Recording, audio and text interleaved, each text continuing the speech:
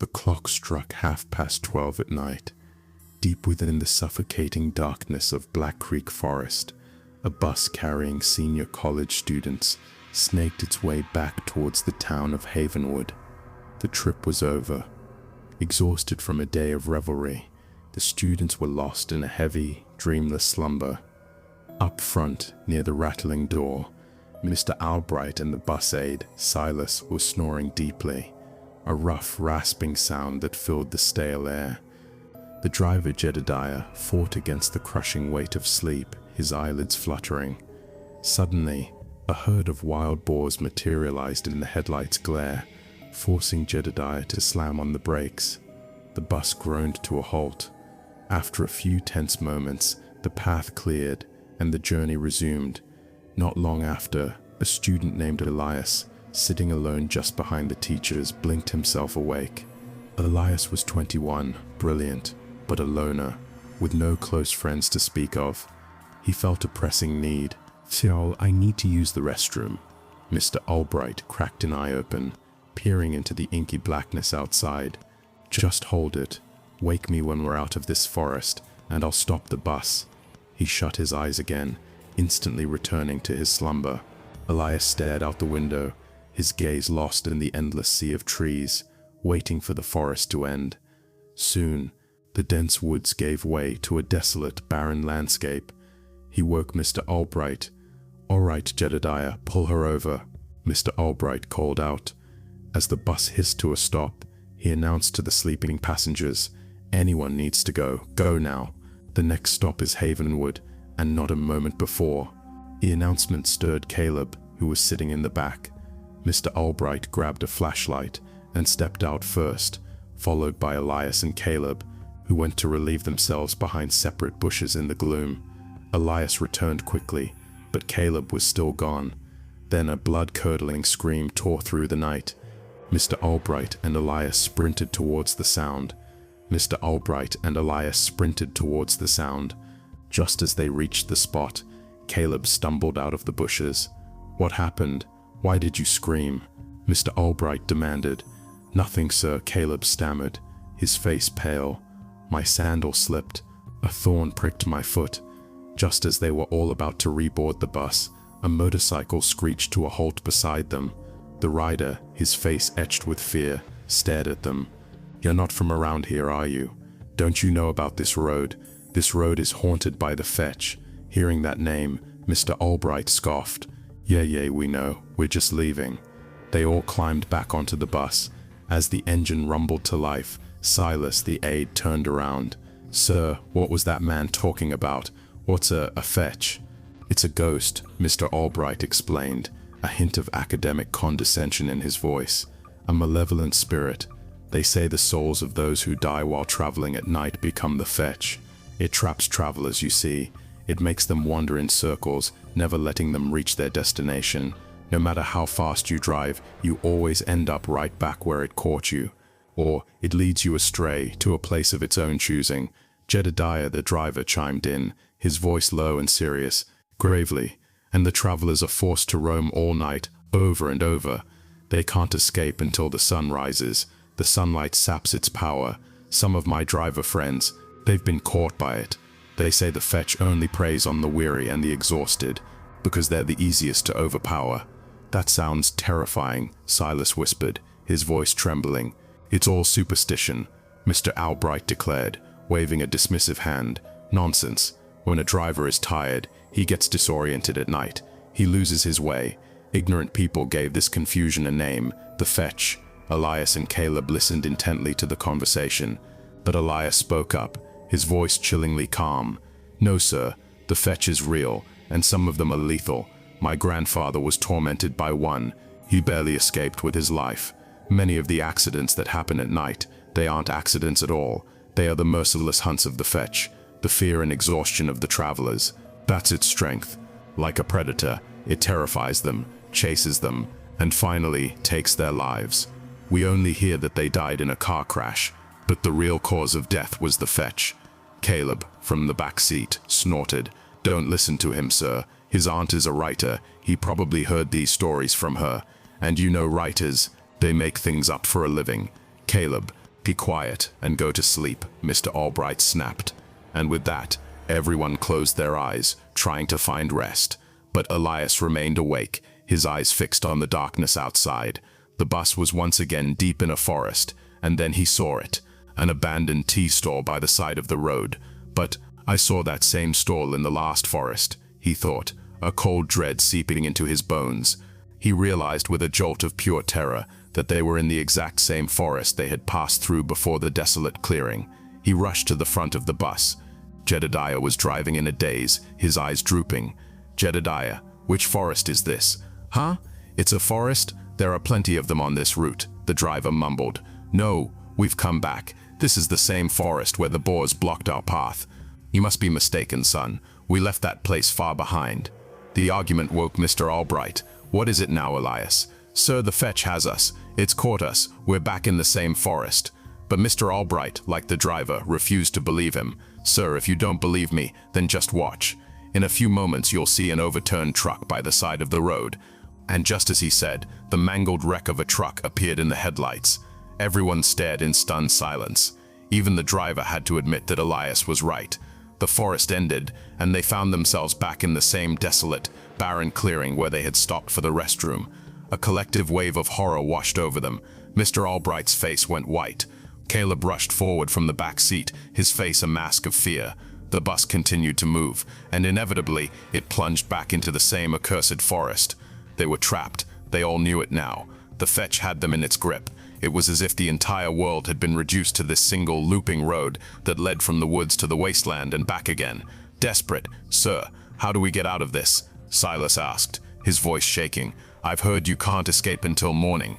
Does that mean we have to drive this same road all night? From the forest to the wasteland, and the wasteland to the forest?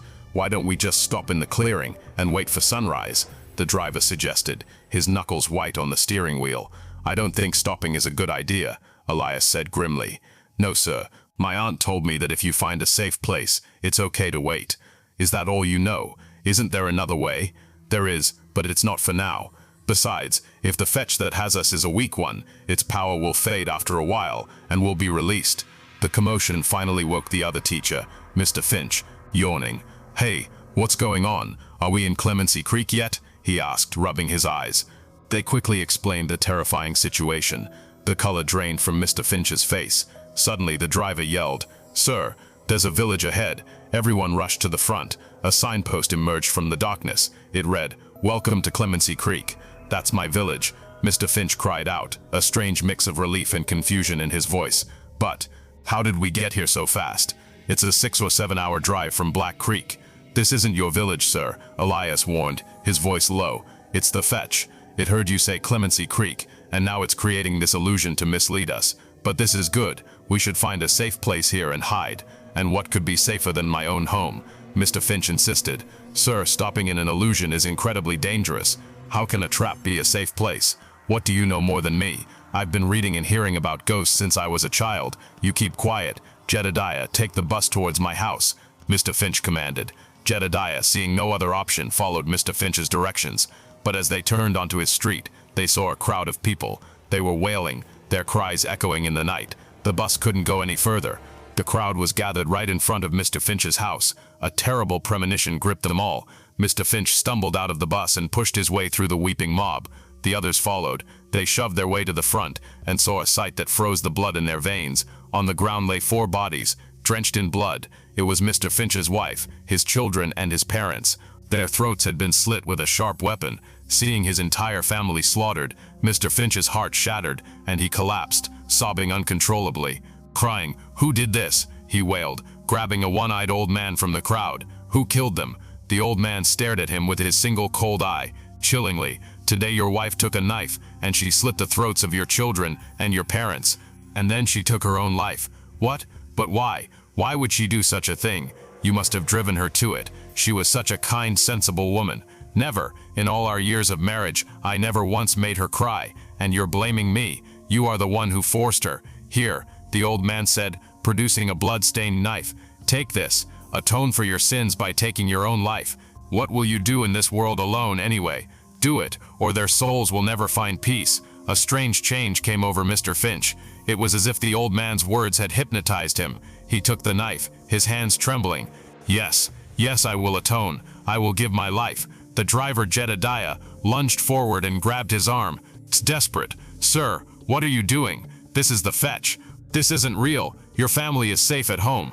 The one-eyed man turned his chilling gaze on Jedediah, menacingly. If you say one more word, we will drag you to the center of the village and hang you from the gallows. Jedediah recoiled in fear and fell silent. Mr. Finch knelt on the ground and placed the knife's edge against his own throat. Sir, don't do it. It's a trap, Silas pleaded, but Mr. Finch was beyond hearing. In a moment of desperation, Silas slapped him hard across the face. The shock brought Mr. Finch back to his senses, and he dropped the knife. The one-eyed man's face contorted with rage. Brothers, throw these people out of the crowd. We'll deal with them later. First, seize this man Finch. The crowd surged forward, pushing everyone but Mr. Finch away. They tied his hands and feet and forced him to the ground.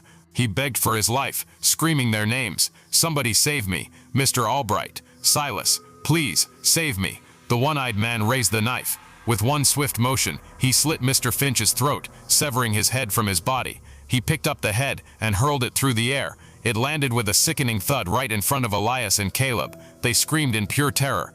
The one-eyed man pointed at them, furious. These city folk tried to save him, grabbed them, cut their throats too. The crowd turned, their faces filled with murderous rage.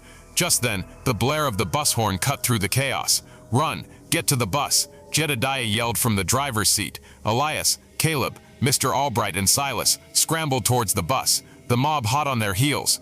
They barely managed to climb aboard as the villagers began pelting the bus with rocks. Windows shattered, sending shards of glass flying into the bus, cutting the skin of the still sleeping students. But none of them woke up, trapped in a magical slumber. Elias, Mr. Albright and Caleb were also hit by the flying glass. People swarmed the front of the bus, trying to smash it with rods. Jedediah stomped on the accelerator, driving right over them, and the bus sped away from the nightmare village. Back in the suffocating confines of the bus, they pulled shards of glass from their skin.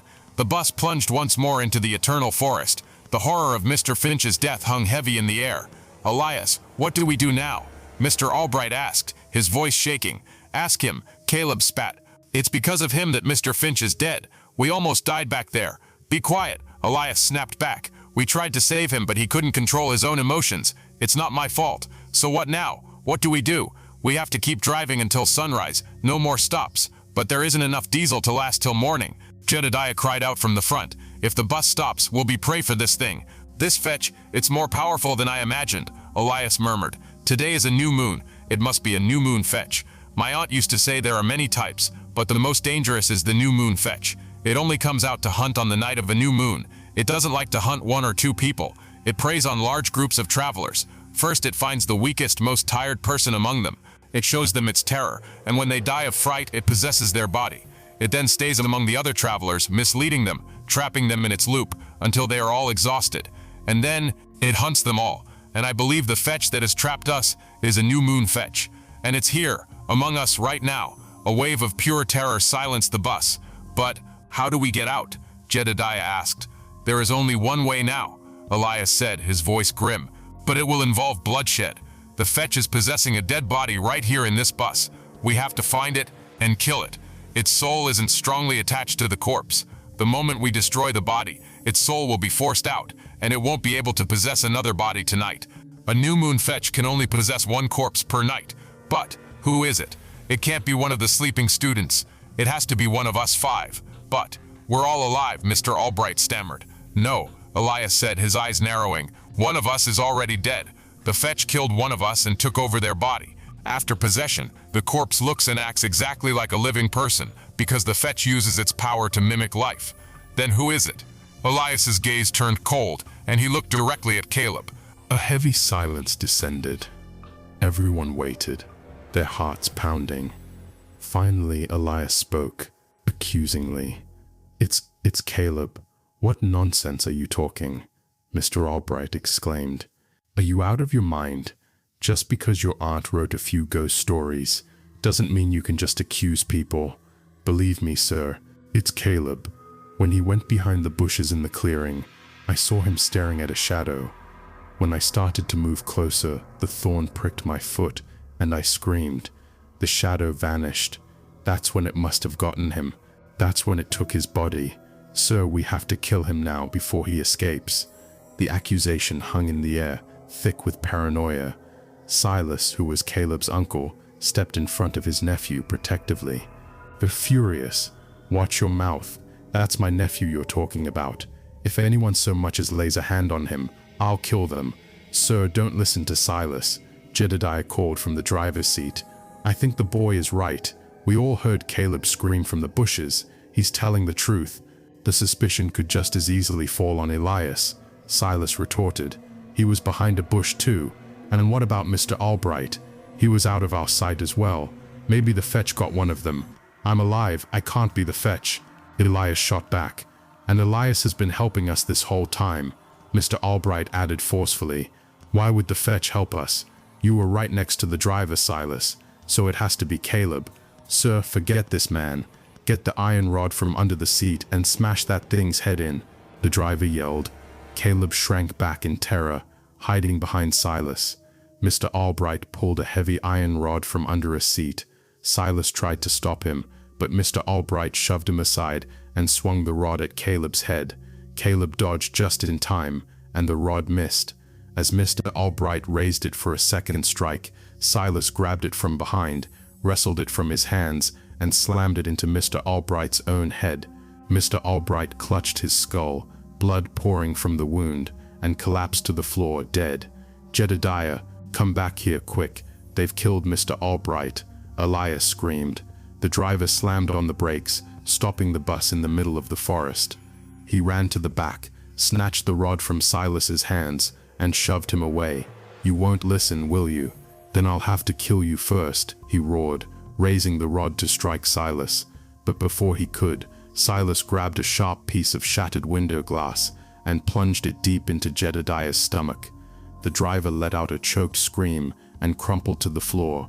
Suddenly, they heard the enraged shouts of a crowd from outside the bus. They've stopped in the middle of the road. What if a car hits them? Drag them out! Punish them! Voices yelled. Rocks began to rain down on the bus again. Silas ran to the front and saw 5 or 6 figures pelting the bus. They were screaming curses. What is it? Why are you doing this? Silas screamed back, but they paid him no mind. Elias turned to a terrified Caleb. Those people are just another illusion from the fetch. We're trapped because we stopped in the forest.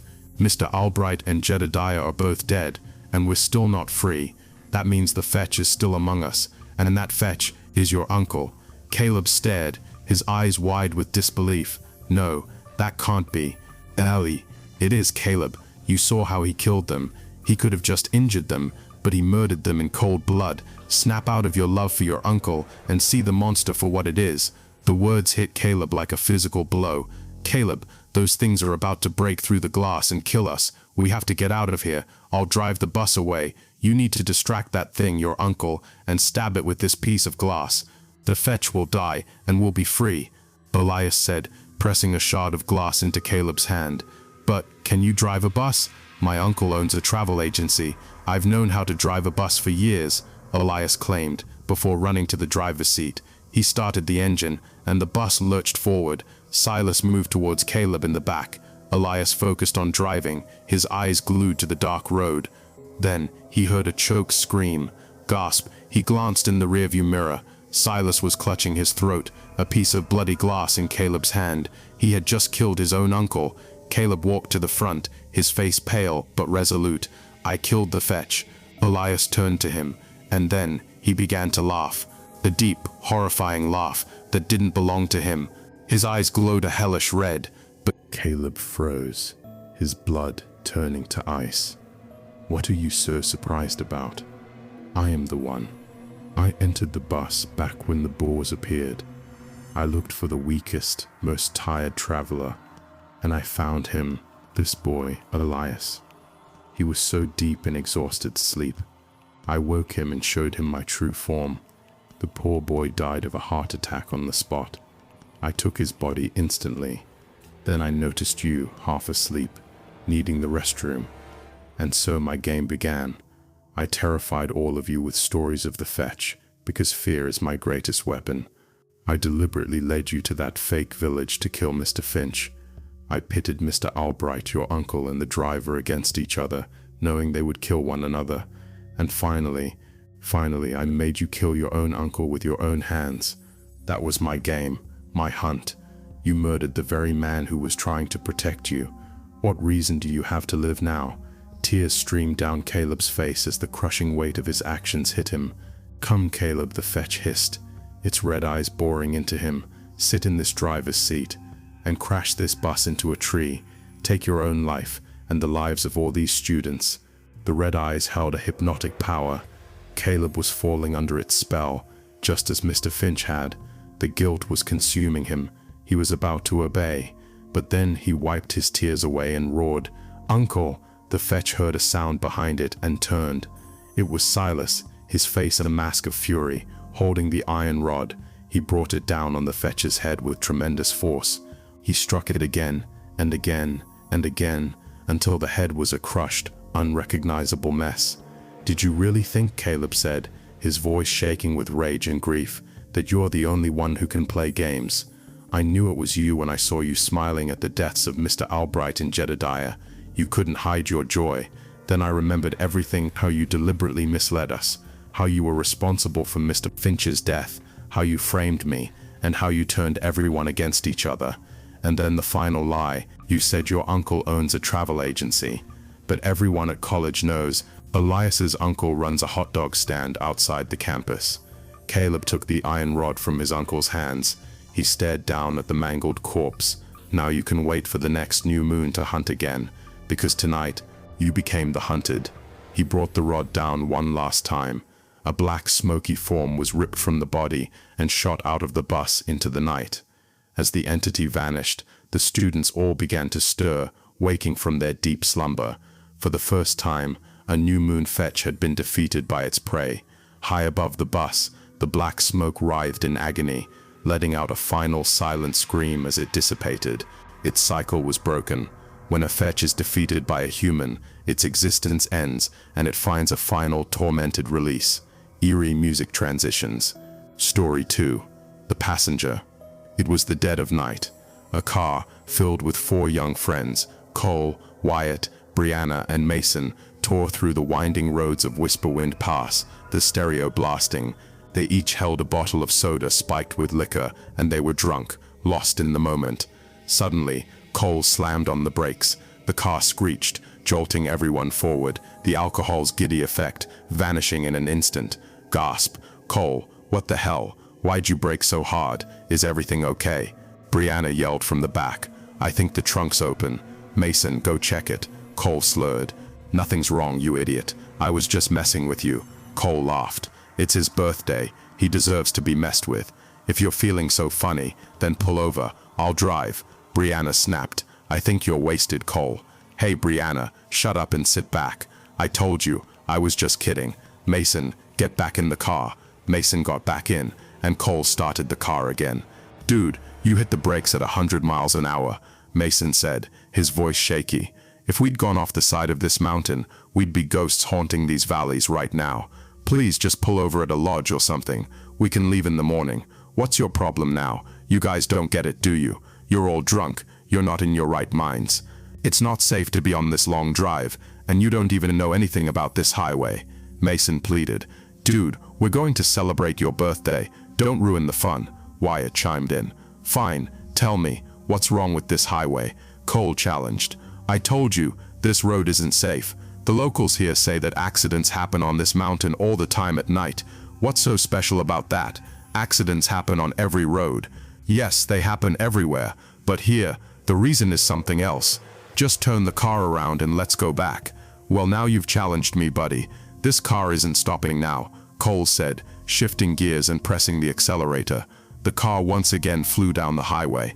Forgetting Mason's warnings, the others closed their eyes, swaying to the music. But Mason sat rigidly in the passenger seat, a knot of fear in his stomach. The silence of the night deepened with every passing moment. It was almost 2 o'clock in the morning. In the back, Wyatt started to doze off. Suddenly, Cole slammed on the brakes again. This time, the car swerved and crashed into a tree on the side of the road. "Cole, are you insane? What is this sick joke?" Brianna screamed. "Get out of the driver's seat right now, or it won't be good for you." "It's not a joke, I swear. A girl just appeared in front of my car out of nowhere. Oh really? And where is she now? I don't see any girl here. Trust me, Brianna, there was a girl in front of the car. That's why I braked, and the car lost control and hit this tree. I'm not kidding. It's 2 in the morning. Why would a girl be wandering around on this deserted road? And even if we believe you, where is she now? Mason, you were sitting with Cole. Did you see a girl? I didn't see anyone, Mason said, his voice trembling. I don't know what Cole is talking about. I don't understand what's happening. Where did she go? Cole whispered, staring into the darkness. We almost had an accident. Mason, Brianna and Cole got out of the car to inspect the damage. Wyatt, however, was still fast asleep in the back seat. Look at him. If the car had fallen into a ravine, he would have reached the afterlife in his sleep. This is why I say, drink in your limits, Brianna said with a sigh. You're right. Maybe I'm just drunk. I'll sit in the back. You drive, Cole conceded. No way. My eyes are heavy with sleep now. You drive, but be careful. Cole got back behind the wheel, and Brianna sat in the back, soon dozing off. A little while later, Cole turned to Mason. Hey Mason, does it feel like we're driving on the same road over and over again? Everything looks the same trees, the same mountains. Am I really that drunk? Check the location on your phone. Dude, mountains all look the same. What's different? Mason said, but he pulled out his phone. No network. Just then, in the car's headlights, Cole saw a girl in tribal clothing, standing in the middle of the road. Gasp! I must be hallucinating again, he muttered to himself. If I hit the brakes now, they'll throw me off the mountain. He kept driving towards the girl. Can't you see? There's a girl in front of us. Are you going to run her over? Mason yelled. At Mason's shout, Cole stopped the car just a few feet from the girl. Cole, where did this girl come from? Just keep driving. I have a bad feeling about this. Don't get out. Dude, she looks terrified, and it's late. Let me just see what's wrong. I'm telling you, this road isn't safe. People get caught by the fetch here, Mason insisted. Here you go again with that story. Just then, the girl ran to their car. Desperate. Please take me to Bulampur. It would be a great kindness. What's wrong? Why do you look so scared? Cole asked. Sir, they are after me. Please just drive away from here, or something terrible will happen. Hearing this, Cole opened the car door, and the girl climbed in, sitting next to Brianna. Thank you so much, sir. I barely escaped with my life today. You don't know, sir. It's not safe to be out here so late at night. The fetch roams here, looking for its prey. They say that once the fetch lays its eyes on you, it binds your sight. After that, you only see what it wants you to see. But why were you running? Who was after you? Sir, I was caught by the fetch. I barely managed to escape with my life. As she was telling her story, they saw a group of people up ahead, holding torches and blocking the road. Why are these people blocking the road like this? Who are they? Oh shoot, honk the horn quick. They're not moving. They're just staring at us. They look really angry. What should I do? It's a narrow road. If they don't move, I'll have to stop the car. If you stop, they might attack us. Sir, those aren't men, the girl whispered, her voice filled with terror. Just don't stop the car. If they catch us, none of us will survive. What do you mean? You want me to run them over? No, I can't do that. The car slowly approached the mob. They could see flaming torches and clubs in their hands, their faces contorted with rage. Just as the car was about to reach them, Cole saw a turnoff to the right and swerved the car onto it. The car sped down the dark, deserted road. Suddenly, Brianna woke up. Hey, who is this girl? And where are we? Brianna, we just saw the fetch with our own eyes. Cole took this turn at the last moment. Otherwise, who knows what would have happened today? I'm still shaking just thinking about it. What is happening to us? I don't understand anything. Just as Brianna was about to reply, Cole pointed to a sign on the road. It read, Lonavala 60 kilometers. See, we're just an hour away from Lonavala. But it takes 8 hours to get to Lonavala. How can we be there so quickly? What road is this? Wait. I feel like this trip has become unusual. Wyatt is still sleeping through all this. In the middle of the night you find this girl, then this new road, and now you're saying Lonavala is only 60 kilometers away. I can't believe it. Something is wrong with us. Brianna, you were sleeping soundly. If you had seen those people with torches and weapons, you would believe it too. What Cole did at that moment was right. I'm not saying Cole is wrong, but I don't believe this road is right, Brianna argued. As they were arguing, they saw a diner on the side of the road. Let's stop at this diner and find out where this road goes. No, sir, I'm not getting out of the car. You guys go, I'm fine here. I'm too scared, the girl said. I also think we shouldn't stop here, Mason added. As far as I know, there are no diners on this mountain road. Where did this place come from? Oh, come on. Why do you guys ruin everything? We can get something to eat, freshen up. We can pack something for Wyatt too, Cole insisted. Despite their protests, Cole and Mason went inside the diner. Cole lit a cigarette. Want one, Mason? Keep it away from me. You've already been drinking, and now this cigarette? Don't be a fool, Cole. You have to drive. The buzz wore off long ago, man. Hey, is anyone here? Can we get some food? After calling out several times, a mysterious-looking man emerged from the back. Do you have anything to eat? Cole asked. The man silently placed a plate of rice and lentils in front of them. Ugh, what is this? There are worms crawling in it, Cole said in disgust. Eat it quietly, the man hissed, his voice like rustling leaves. We have been hungry for many days. Now that you are here, our hunger will finally be satisfied. Hearing his cryptic words, Cole panicked. He shoved the man and ran back to the car. Mason, let's go. I have a bad feeling about this place. It's not safe to stay here. How far will you run? The mysterious man's voice echoed behind them, though he was nowhere to be seen. He has already reached you. He has deceived you. None of you will survive. Then the man vanished. Cole and Mason scrambled back into the car, out of breath. Mason, we are still trapped by the fetch. That man said it has already reached us and deceived us. Does that mean that the fetch is one of us? What nonsense are you talking about now? What new stories are you making up? Wyatt suddenly said, waking up. You were asleep the whole time. You don't know what's been happening to us. You just shut up. That diner was also an illusion from the fetch. I don't know what's real and what's a delusion anymore. Wait a minute. Wyatt, the car stopped so many times, there was so much noise. How did you not wake up? Are you even Wyatt? Could it be that you are the fetch? Think about it, guys. He hasn't spoken to us the entire way, Cole reasoned.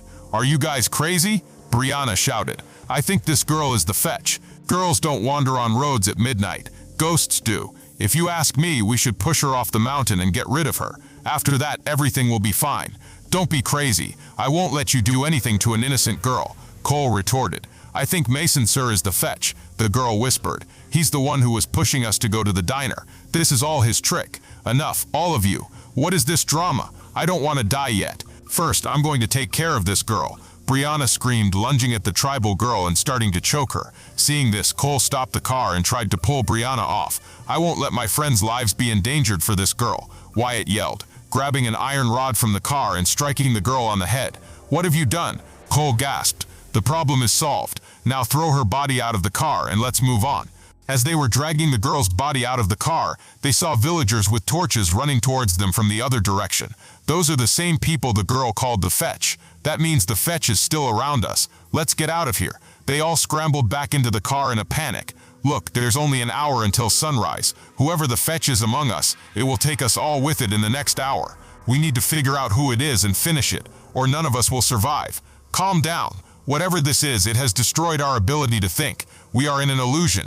We can't tell what's true and what's false. It's breaking us down emotionally so it can control us. Keep your sermon to yourself. I'll finish all three of you, then there will be no chance for the fetch to survive. Wyatt snarled. You'll kill me too, Wyatt. You loved me. Brianna cried. No, shut up. I just want to get home alive. Before Wyatt could attack her, Brianna wrapped her scarf around his neck and started to strangle him. You are the monster. I'll finish you, and all the problems will be over. Watching Brianna and Wyatt fight, Cole suddenly smashed a beer bottle over Mason's head. With the broken bottle, he stabbed Mason again and again. As Cole attacked him, Mason's face began to change. Wyatt twisted into the horrifying visage of a ghoul. His face turned black, and his clothes became old and tattered. Staring at Cole with irony, he shrieked, No, this can't be. No one has ever escaped my web of illusion before. How did you know that I was the fetch? For a while now, I've been trying to piece together the events of tonight, Cole said, his voice steady despite his pounding heart.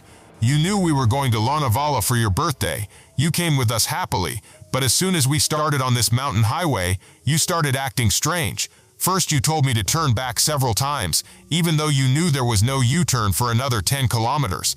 Then you refused to give the girl a lift, and you started telling Brianna stories about the fetch, even though you never believed in such things. That village girl was right. You deliberately took me to that diner. When I asked for a cigarette, the way you pushed my hand away felt strange. And most importantly, Wyatt never got out of the car, so when Brianna started to attack him, I looked at you. You were sitting in your seat, smiling calmly. No friend would smile seeing his friends in such a state. I knew then, the fetch was you, and no one else. Fools, all of you, the fetch screeched. I gave you so many chances to understand, but you remained fools. I told you, you will only see what the fetch wants you to see. I had bound your eyes and your minds. The villagers were chasing me, not the girl. That's why I told you not to stop the car. I showed you that diner so you would all get out and I could hunt you. But this Brianna is too clever. She refused to get out, so I missed my chance there. It was just a matter of time. Once Wyatt was dead, you two would have turned on each other and killed each other, and I would have won. Oh, if he's not Mason, then where is our Mason? Brianna whispered in horror. Your Mason became my prey at the very beginning, when you all got out of the car to argue with Cole while he was checking the trunk. The fetch cackled. Cole, kill him. Don't let him go. He killed our Mason. Brianna screamed. I won't spare him. It's 4 in the morning. You can't harm me now, the fetch hissed, and with that it vanished into thin air. The grief of losing their friend on his birthday broke them completely. They had survived the fetch that night, but the sorrow of losing their friend would remain a heavy burden on their heart.